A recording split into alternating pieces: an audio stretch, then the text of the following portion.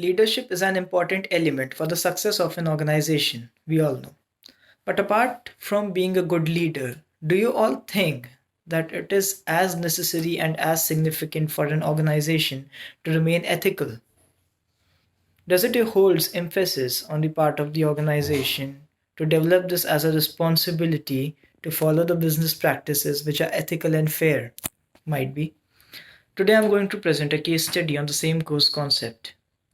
This case study involves one of the America's most influential and sought after financial institutions, Wells Fargo.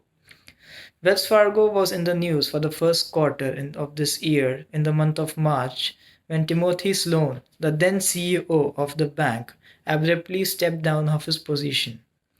The major reasons that were cited upon his retirement was that the CEO failed to cope with the organization's unscrupulous public image and dodgy business practices.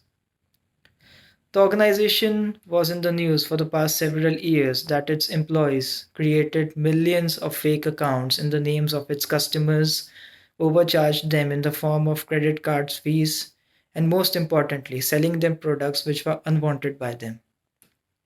So, why these ethical problems actually occur in the organization? The reason was for this that the employees of the organizations were highly pressurized by the managers in the form of unattainable sales targets, non-compliance of which could lead and eventually leads to losing their jobs. So what Tim Sloan could have did to improvise the situation? He already altered and reestablished the sales targets within the organization. So now the employees could achieve these targets in a more ethical way.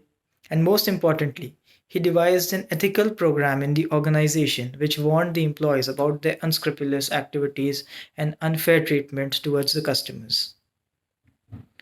But still, recently, the organization had to fire down 5,300 employees on the same grounds.